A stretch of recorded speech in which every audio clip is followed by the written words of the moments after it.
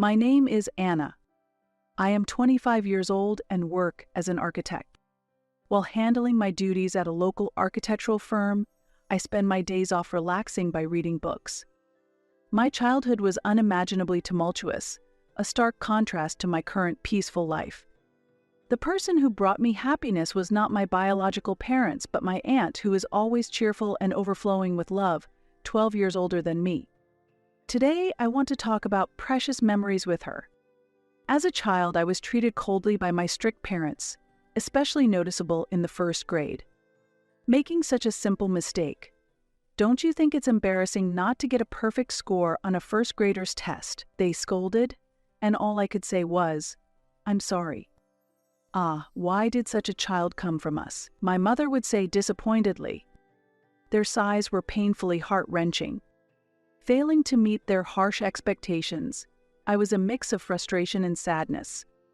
I was born into a doctor's family in a posh residential area of a provincial city, with a doctor father and a nurse mother. From my early childhood, I was sent to private schools, expecting to become a doctor. However, contrary to the expectations of my family and friends, my academic performance was mediocre, and reaching the top ranks was challenging. Right after starting school, I felt unwanted by my parents and was constantly irritated by them.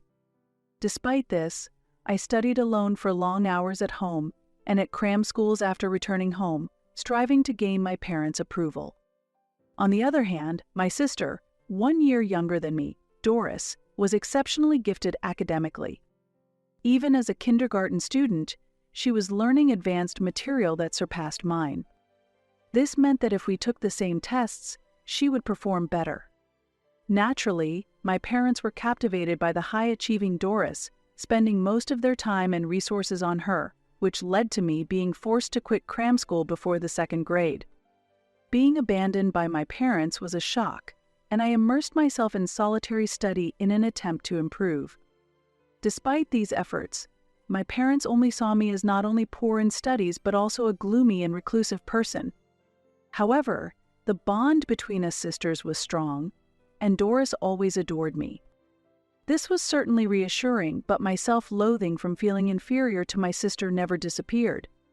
As I progressed to the second grade and my sister Doris entered school, the unfair treatment became even more severe. On holidays, to broaden her education, my parents often took only Doris to theaters and museums in the city center. I was told, giving pearls to pigs who don't appreciate their value is a waste, and I was forced to stay home alone until dinner. Doris, always wearing a guilty expression, seemed to want to say something to our parents but never spoke up. I spent my time alone at home, continuously crying to the cheerful voices of other families I could hear outside. Feeling unintelligent, I believed neither my father nor my mother cared about me.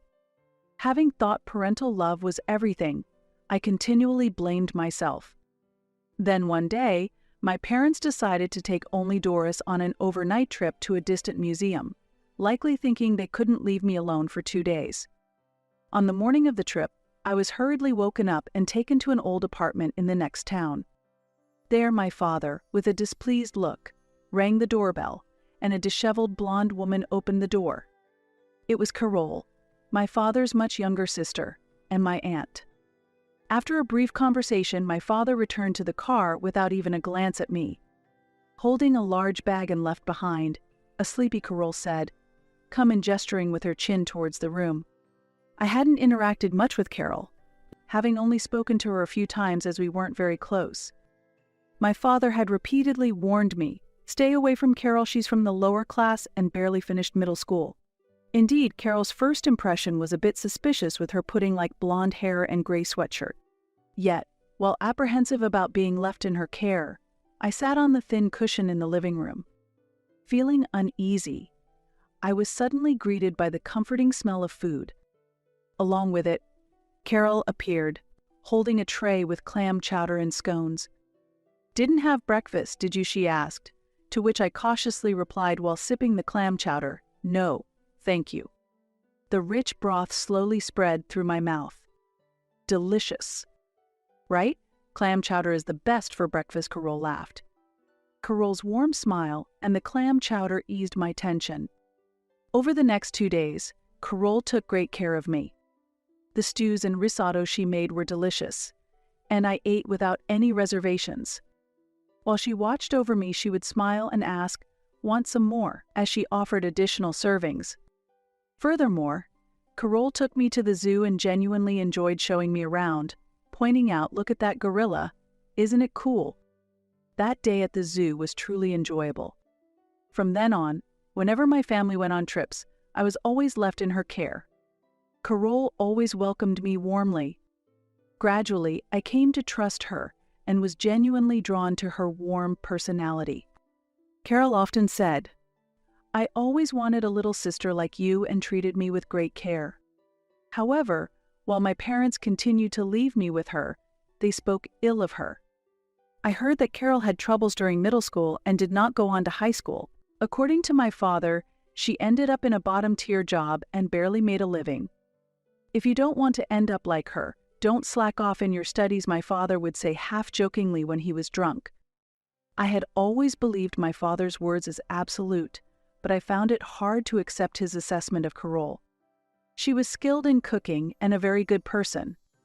I could not understand why she was spoken of so negatively. The difference in how my parents treated my sister and me worsened day by day. By the time I was in 3rd grade, I was given only the bare minimum of clothes and food, barely avoiding a report to Child Protective Services.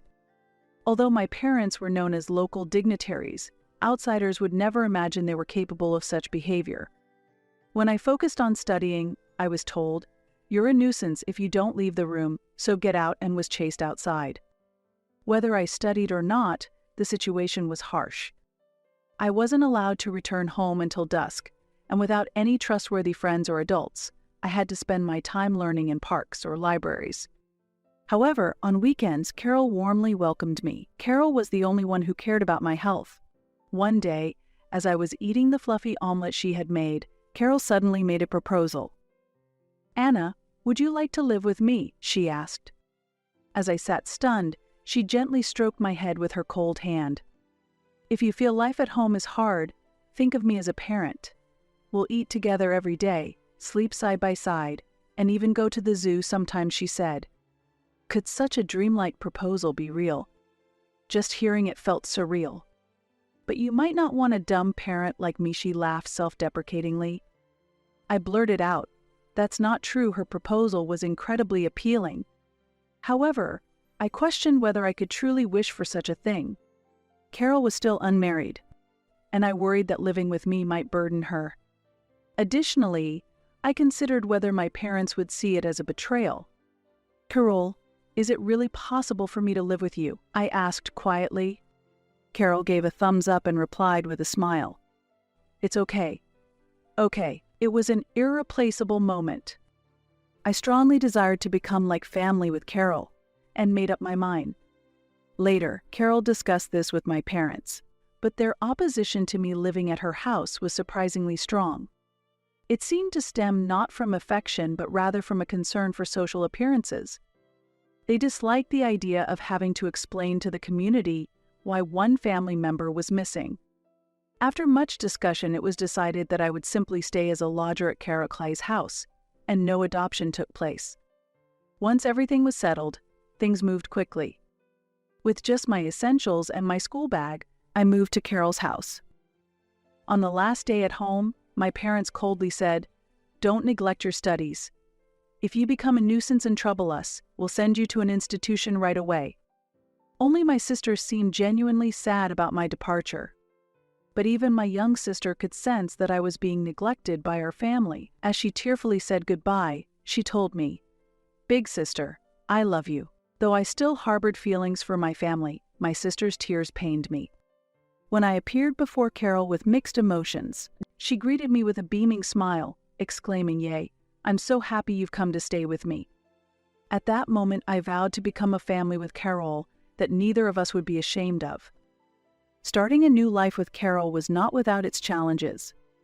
Support from my parents was minimal, and I had to transfer from a private to a public school. Despite this, every day was filled with joy. When I struggled with homework, Carol would sit with me and look through the textbooks, trying her best to find the answers together. Even when I didn't score perfect on tests, she would celebrate my 90%, saying 90 points is amazing. You're really something, Anna. With Carol's support, I gradually became more outgoing, made friends to play with after school, stopped going to cram schools, and spent less time studying. Strangely, my grades improved even without much effort, and I was able to maintain top marks in my class. The chronic stomach pains and fatigue that I had disappeared a significant change for me. I believe they were due to the stress caused by my parents' strictness during my childhood. By the time I reached 6th grade, I had grown emotionally, the influence of my parents began to fade, and I freed myself from the narrow worldview they had created. As my sister got older, she started sneaking out to visit me at Carol's house. She was still performing well academically, which made our parents proud, but she seemed to have other interests and often expressed her frustrations to me. When Carol cooked, my sister would watch with shining eyes and always help out by her side. 8 years flew by since I started living with Carol, and I enrolled in a national university's architecture department.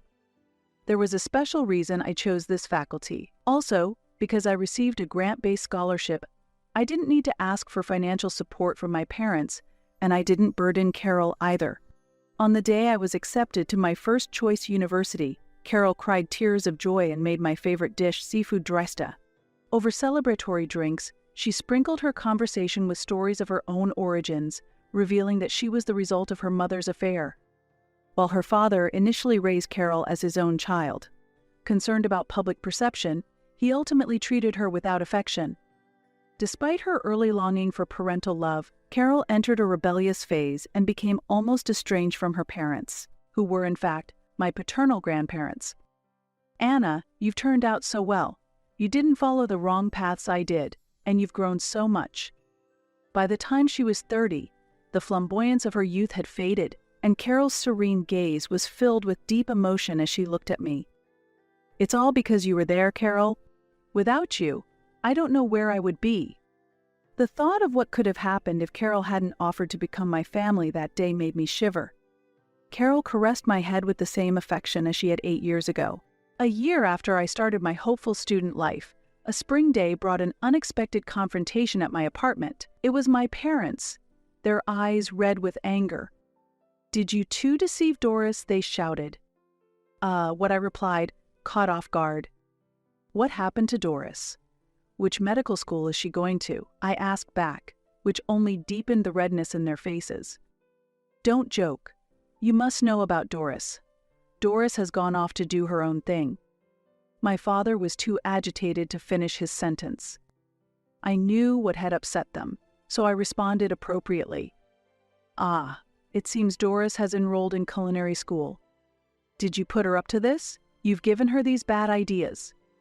I hadn't done anything of the sort. In reality, while Doris let our parents believe she was preparing for medical school, she had secretly aspired to study nutrition and was accepted into that program. She will be starting her studies in nutrition, not medicine, this April. You think you're in a low place, so you're jealous of your sister becoming a doctor. How wicked, my mother accused me angrily. That's not true. Doris chose her path on her own. Don't lie. There's no way that an excellent child would choose to be a nutritionist. In fact, Doris is not ultimately aiming to be a nutritionist, but I kept that fact to myself. Mom and Dad have never really understood Doris. Mom stomps her feet in anger. That's your fault. It has nothing to do with Anna. What? From behind me, Doris and Carol appear. Surprised to see Doris here, my parents' anger intensifies. Then, they turn their criticism towards Carol. "Carol, is this your doing? Did you lead not only Anna but also Doris down the wrong path? I think that's none of your business." As if to protect Carol from my father's attempt to attack her, Doris steps forward. "Don't blame Carol. It was because I showed an interest in cooking that she offered her kitchen to me." Indeed, as Doris visited Carol's house to see her, she developed an interest in cooking and gradually became passionate while helping out in the kitchen. Focused solely on her academic performance, my parents seemed not to notice even when she came home smelling of sesame oil. Though culinary school was considered, she could not leave home without a scholarship, so she chose nutrition instead. Like me, Doris received a grant-based scholarship, which enabled her to stand up to her parents. She aims to be a chef in the future. My father's lips tremble with anger. Doris, I'll accept you taking a gap year, so withdraw from the university immediately and go to a preparatory school. I absolutely refuse. Doris firmly opposed my father's unilateral outburst. Seeing this, my mother tried to reason with Doris gently. Doris, going into a profession like nutrition or cooking, which anyone can do, isn't worthy of your talents. Everyone is expecting you to become a doctor. In that case, Mom, can you cook? What? If anyone can do it, do you know how to perfectly fry popcorn, shrimp, or make bechamel sauce? Well, It was clear that my mother was not skilled in the kitchen. She had always relied on deli foods and delivered meals to get by. As a result, Doris and I were completely enchanted by Carol's home cooking. While my mother was at a loss for words, Doris laughed coldly. It's really ironic to live relying on the help of others to cook for you, and then look down on chefs. Well, instead of forcing me to become a doctor, it would be better to give my place to someone who truly desires to be one. It would contribute more to helping others. That's just an excuse. Mom, Dad, don't you know? Actually, my sister is far more talented than I am. What? My parents stood with their mouths agape. There's no way that's true. Do you even know which university my sister is attending? My parents looked at each other. As I thought, you don't know. You also don't know how excellent the architecture department is at the university she attends. She was accepted into a national university's architecture program because she is academically excellent. While it might be an exaggeration to say Doris is more talented than I am, it's a fact that I became a top student thanks to Carol's support. It's true, Mom and Dad. You wouldn't know how well I did in school because you never attended any of my parent-teacher conferences. With that, my parents lost their momentum and fell silent. I looked at them with a cold gaze. The success in raising Anna wasn't due to you, but thanks to Carol. Doris laughed as if she had given up. That can't be true. It's impossible. Don't worry. I've arranged for my tuition myself, and I'm prepared to live on my own. I've already moved my things. You didn't notice, did you? What? The color drained from my parents' faces as they had been furious just moments ago. Carol watched this unfold, looking completely fed up. You both were only ever interested in grades. It's a shame that your wonderful children weren't understood for who they are. Feeling humiliated, my parents groaned in discomfort. Being pitied by Carol, whom they had once looked down upon, must have been the ultimate humiliation. But that was the reality. My parents found no words to retort. Eventually, Doris left home that day with the help of a friend, relocating to another state, over 5 hours away by car. I didn't expect this incident to prompt any improvement in my parents' behavior or make them back off from Doris and me.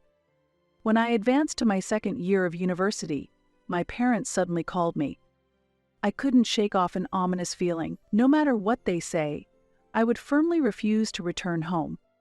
We met at a restaurant they frequented, but when Carol accompanied me, my parents clearly showed their displeasure. As soon as we sat down, they spread out numerous pamphlets on the table, all from universities with medical schools. What's this? We're giving you a chance to retrieve for medical school. Isn't that a good deal? We're offering you a chance to redeem yourself. Show that you can surpass your sister because of whom you've been looked down upon. Such an unexpected turn of events. How foolish. They really don't understand. But I decided to play along, just for amusement. Really? I'm so happy. Maybe I can actually get in here. To think that you both care so much about me. I really should be thankful." My father nodded, looking pleased with himself. My mother's face also brightened. As if that could ever be true. I couldn't hold back my laughter and burst out laughing. Ha, ha, ha, ha. What's wrong? I just laughed seeing Dad so happy. To take such a proposal seriously? Impossible? After all, I have my own life. What? The moment my parents realized I was joking, their faces rapidly turned red. They are as quick to anger as they are far from the intellectual caliber of a doctor. Doris has never looked down on me. It's you who have always looked down on us. That's, well. Anyway, I have no intention of trying for medical school again. I responded with firm resolve, and a vein throbbed on my father's forehead. Why can't you and Doris understand the nobility of being a doctor? Is this also Carol's fault? Once again, my father directed his blame at Carol, completely missing the point. Carol simply gave a wry smile. "Brother, you're so stubborn. What did you say? Anna and Doris aren't denying the work of doctors, they just have passions elsewhere. And those are in professions like architecture, nutrition, and cooking, which anyone can supposedly do. Even if they are jobs anyone can do, that's fine." What? Startled by the sudden voice, my father turned around to see two muscular, healthy-looking men standing there. "Who are you?" "Perfect timing, you just insulted an architect and his son." "What?" They looked surprised. At that moment, Carol stood up and gently pulled the young man next to her closer with her arm. "This is my husband. It's an honor to meet you, brother-in-law. I am Alexander Davis. Carol has told me a lot about you." Yes." Carol's husband smiled, showing his white teeth. Actually, Carol had started dating Mr. Davis 5 years ago, and they officially got married when I turned 20. Despite my reassurances, they were stubborn and affectionate enough to wait to marry until I was an adult. As a result, I became close to Carol's in-laws and developed an interest in architecture. When Carol suddenly announced her marriage and her husband spoke meaningfully, my parents were taken aback and lost for words. Next, Carol's father-in-law stepped forward with a smile and began to speak. "Nice to meet you, Dr. Barnes. I am Davis, and I run an architectural business in this area. I understand Anna has heard about my work from Carol and has taken an interest. You are truly an insightful, wonderful person." Yes.